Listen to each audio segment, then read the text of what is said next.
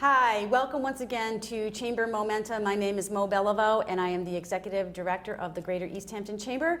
And I am out of my mind excited today because we have with us Greg Larson of the New England School of Architectural Woodworking. Thank you. And the Workbench. Right, yes. Which is what I was going to start to say, but then I'm thinking, okay, we'll get back to the Right. original thing. So anyways, welcome. Thank you. Thanks for being here. I am just thrilled out of my mind to have you. So let's just start off by you letting us know a little bit about the school. Right. So primarily we started as a career training school. So we have a 5-month career training course for cabinet making. So this is where people are coming every day for 5 months, 8 to 4:30, and being trained to work in an architectural millwork shop. And we've always run night and weekend courses for more of the hobbyist-oriented crowd. And we, a few years back, broke off and started running all of our night and weekend classes out of the Workbench. So that's why it's a little bit of a schizophrenic dual Right. naming system. But the New England School of Architectural Woodworking is licensed by the state of Massachusetts as a proprietary vocational school. Right. And the Workbench is kind of separate from that, although it's in the same facility. Okay. So thus my slight confusion. Yes, everybody's a little bit I can confused never about that, zero right? in on exactly who and what you are. Right. So now, is this always something that you have done? Did you start off your life in another arena and moved over? Yeah, I did. I had a very circuitous route getting here, but I've always worked with my hands. You know, I was really lucky, I think, because my dad, you know, he wasn't a woodworker per se, but he you know, was a tradesperson and worked with his hands and taught himself how to do construction, taught himself how to do a lot of this, and then he taught me along the way. And so when I took wood shop in junior high, I kind of fell in love with that and kept doing that through high school and was teaching myself. But I wanted to be an engineer, so I got trained as an electrical engineer, software engineer, and worked for almost 20 years in that environment. But I had been building my shop up and really trying to build my skills. And when I met my wife, I professed my dream of getting into woodwork, you know, just chucking it all and getting into woodworking. And she actually researched, we were in California at the time, she researched and found this school. Really? NESA, the New England School of Architectural Woodworking. And Wow. So you made a huge transition. yeah, we took a year from off. coast to coast. Yeah, we took a year off and we drove out here and stayed here for a year, and I went to that school. You know, mostly to just really learn more of the business aspect of things, the drawing and some of the finer points, so that I could maybe go off and do it on my own.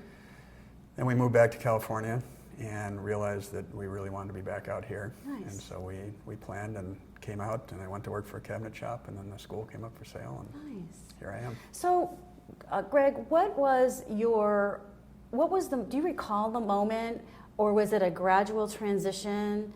Do you recall that specific moment in time where you thought, okay, this is enough of this. I need to change my life, and I'm going to do something different? Or was it like this? Was it a slow nagging? It was a very slow nagging build. You know, what I was doing was working for large companies that they kind of owned your soul. You know, it was really highly stressful, and then I started moving up into management. And you just start realizing you're not really doing anything. You're not creating anything. Everything you do is not quite finished. Unlike woodworking, where you can build something and eventually it's there and you can look at it. Right, from start to end. So it just kept burning through the years, and I realized that I had to make a change, or I would really be unhappy with my life. And so woodworking was it. Yeah. So now give us a little insight to maybe what a day at the wood shop, at the school, would entail for you. So when school's in session, it's... Is it a calendar year? Or Yeah, is it no, we do January through June. So we'll be starting up again this right after Christmas, basically. And we have anywhere from 8 to 11 students is our maximum, and I get in the morning, and the way the program works is we build everybody builds a project at the beginning, but then we quickly move into, we build custom kitchens for people in the community. So we build an absolute full-on high-end custom kitchen, fully designed for them. And the students participate in that design process, and of course they do the building. We split them into teams, and people get an enormous discount off of a full custom kitchen, and we get great projects that are so real world for the students. So, you know, we're not so much sitting in a classroom all day. People are, you know, especially towards the end, they're walking in and each day and just starting to work on a kitchen as if they're in a shop. Right. But it's an educational environment, so we're there to help, you know, lead them through all this. Is it primarily new construction, or is it retrofitting and rehab and renovation? We try not to do new construction because we're so limited. We have to start building in February and it has to be installed by May. Right. So oftentimes a new construction schedule just won't fit in with that. So, which actually makes for a more exciting project because you're trying to adjust to an existing building, which is, as you know, is not always square, level, all that great and groovy stuff. Which is why we love it, because we need to teach them that. We need to teach them how to deal with that. So now, who does it? Do you work with a designer, or do you do the design? I do most of the design. The students have some input into it, but I primarily, like right around now is when I'll start working with our kitchens for this year and get the design kind of in place. Okay. So what is it about your day that you love the most? What is it, you know, because it seems to me like you're probably wearing a lot of different hats, you know, from the business aspect of things, running your office, creating, working with a customer, working with your students, which is a lot of different personalities and people to be working with rather than just a client. Right.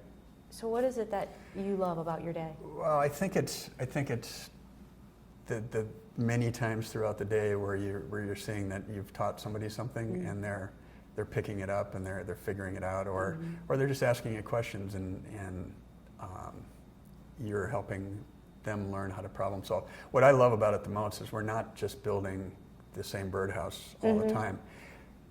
We're building this new thing that I haven't built before. They haven't built before, and we run into problems that might stump me for a while, but I get to help. I work with them, showing them how I would problem solve it, and they learn. So I think it's just watching people progress.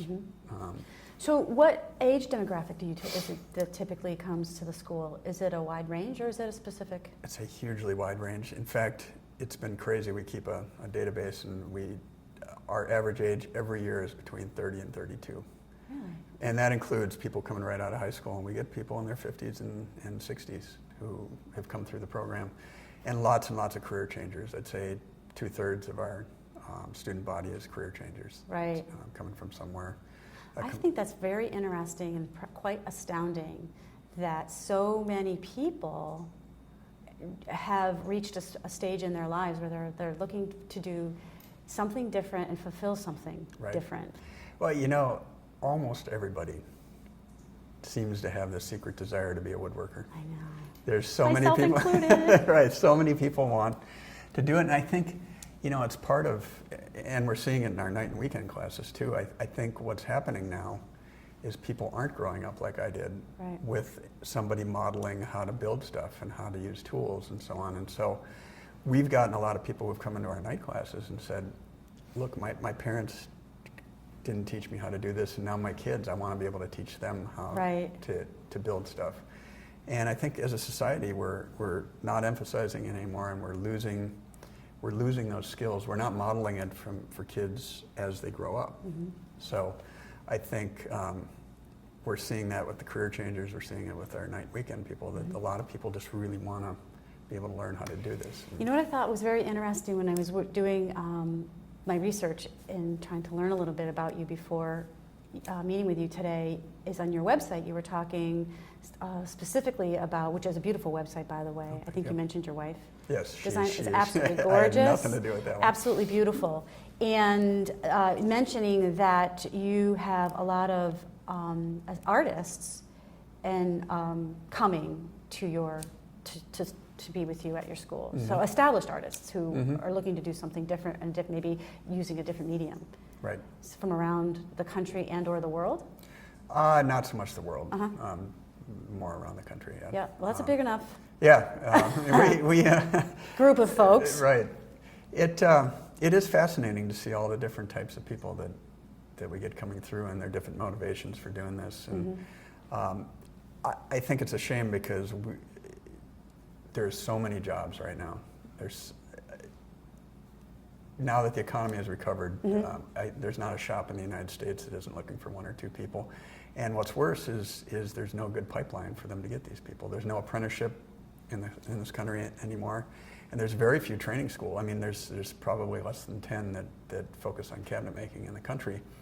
So they're finding it very difficult, and they don't like to hire people just off the street anymore because it's expensive to train them. Danger. And dangerous, and if it doesn't work out, then they've put all this time into somebody. So I get 2 or 3 calls a week looking for people, but we don't have the pipeline of people coming into it. And I think it's that whole bigger conversation about the trades where we're kind of de-emphasizing that. Right. As a Well, society. it's really amazing to me how, as a culture, we've really put a lot of emphasis on higher education, which is important, but also the trades and vocational technical schools, I think, are as equally important. Right.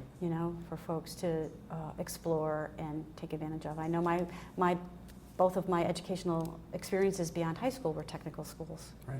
So. And I'd say fully half of our day students have a college degree in something else that just didn't work out. I mean, That's amazing. we've had philosophy majors and Russian studies and all manner of things that they spent so much money on and realized it wasn't something they really wanted to do to begin with, or their parents kind of moved them that direction. And it's sad because there is so many opportunities in the trades where you can get an education much cheaper, and you can these days sometimes make more money. Right. So now you've been at the helm of the school and the workbench for how long? We took over 2008, Okay. so eight, Right. maybe 9 years. What do you find to be your biggest, as an entrepreneur and a business owner, what is your biggest challenge?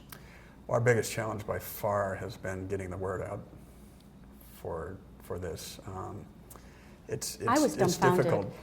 I had the opportunity to take a wood turning class this couple weekends ago, my husband and I, and it was amazing. And I was floored. Your workshops are state of the art, beautiful. I had no idea. Unfortunately, a lot of people don't have any idea. It's we're kind of tucked in that building, and it's signage is difficult to get out there and so on. So Marketing would be your marketing is hard biggest because challenge. as a really small business, you can't afford much advertising budget at all. And so we're lucky now. We've got we're starting to get good word of mouth. Things are getting out there, and so for many years that was a big challenge, though, trying to get the word. And for the day program, it's really hard because where do you advertise? Right. Our next student could be working in a warehouse in Rhode Island. Right. And so what venue do you target for that? And you just can't afford to blanket, Right. all Right. magazines, You need to all be specific airwaves. right. So for someone who was, and I don't know that it needs to necessarily be specific to woodworking, but an entrepreneur thinking about starting something new, what would you share with them? What advice would you give them? I guess I probably underestimated how much work it is, and as you said earlier, just the number of hats that you have to wear. And I think you have to be pretty sure that you've got the ability to wear a lot of those hats. Right. I think my wife's and I backgrounds, she was in marketing, she was a teacher, I was in business, I was in engineering, I was in manufacturing. A lot of those things we've been able to pull a lot of those skills, and I think you have to be pretty realistic about a self-assessment of yourself. Do you have enough of those skills that you can successfully do that? And then be prepared to work a whole lot of hours for to make sure that it happens. Right. I think a lot of folks get very excited about the thing that they do and that they love, and kind of put everything else on the back burner. And you need balance of all of those. Yeah, there's so many other things, just the ordering and there's just a lot that you don't anticipate, I think. you're right. You focus on, hey, I'm gonna do the woodworking school. And Right. then there's all these other things, but it can be very satisfying too when you Right. actually make it happen. I find it also interesting too, as being an entrepreneur or a business owner. It's, people are like, oh, you don't have the stress, and I think it's a different stress. It is. And for some, I think it's a more manageable. For myself, it was a very manageable stress. Right. But it was a very different thing. It was a very different. You're right. Beast. It's still a lot of stress. It's less stress in my previous life, but the big deal, I guess, is at least you're reporting to yourself. Right. At least you've got the ability to make a decision. Right. It's not that always, oh, all these people are making When dumb you need decisions. when you need to be reprimanded for a decision, Right. you know who you're going to get it from. Exactly. Yourself. So, it seems to me that I can see that light in your eye, and it's not the light behind me, the light in your eye that drives you. When you get up in the morning, you've been doing this for 8 years, you left a whole nother life back on the West Coast. And I'm sure some days are probably a little bit more exciting than others, but in general, you're getting out of bed and you're going and you're doing the thing. Right. What drives that passion? What is your passion? What one thing is first of all, what is your passion? Well, Can you woodworking distill is, it? Okay. woodworking is a passion, yes. Okay. But I think... And what about that though? What about the wood? Is it the is it the workability of the medium? Is it the incredible glow that you can get from a finished wood product? The warmth? I don't know. It's just you guys started with rough lumber in that class, I think. Yeah. And to be able to take this piece of rough, warped material that came from a living tree and turn it into something, it just always amazes me. So that's probably my primary passion. Unfortunately, as an owner of a woodworking school, it's not like you get to do woodworking all the time. Right. But you're around it a lot. And I think what has become a big passion that I didn't think I would enjoy quite as much as I did is really seeing people being responsible for people learning how to do this. And we really have changed a lot of lives in terms of our day program. We've taken people who have been like bumming around for 10, 15 years not having a passion and graduating with this, and they're getting good jobs, and now they're coming back and saying, this changed my life. I've got a career now. And working with the employers and just realizing there's this huge need, and we're actually filling that need. Right. It's really turned out to be more satisfying than I guess that's become a really big source of satisfaction for me. Right. Yeah, I get that. So you're kind of getting both. You're getting to be around woodworking, you're getting to do some woodworking, and you're teaching people how to do it, and and even the night and weekend people. We've got a whole crew now because we have this thing called Open Shop where you can, after you take a couple of our classes, you can come and rent shop. How's that working out? How long have you been doing that? We've been doing that for several years now. Okay. And it's as we're training more and more people, and what we find is people take 1 or 2 classes and then they get scared to go in there and do something by themselves, even though Brian, our instructor's in there helping them through it.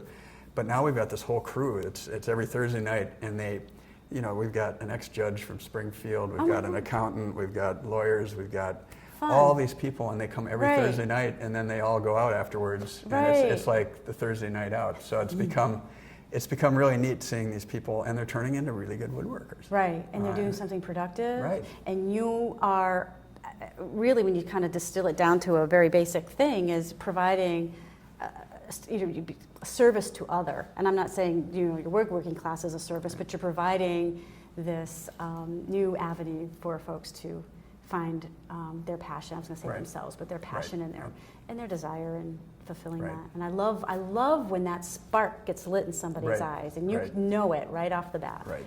I do love that. So if there was any one thing that our viewers might not know about you that you might want them to know about you, is there something that you want to share with us that we may not have figured?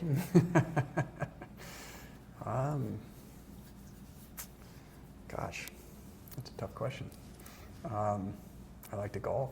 Excellent. That's awesome. Alrighty, so. But I'm sure there's other things too. Yes, I'm sure there's plenty of other things. So now, where can we find you, both physically and on the web?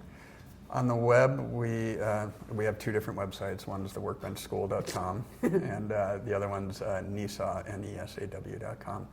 And you can find us physically in the Cottage Street Studios right here in the heart of East Hampton, across from the pond. If you are trying to get to where we're at, definitely go to the website to get the directions, because you got to get around to the back and find the right door. No, it's not, but on the weekends especially, if you come to the front door, it's locked and you need to get around the back. So. Right. Well, I have to say, you know, my husband, like I said earlier, my husband and I had the opportunity to take one of the classes and work with Brian. He's and awesome. It was fabulous. It was outstanding. It was a gentle way to get used to that big, giant power tool stuff and do something creative and actually walk away with a project. Right. So that was great and exciting. And I thank you so much for being here. Oh, you're welcome. With us Thanks today. for having us. And thank you all for joining us once again. And I'd like to thank our hosts today, East Hampton Media. And until next time, ciao for now.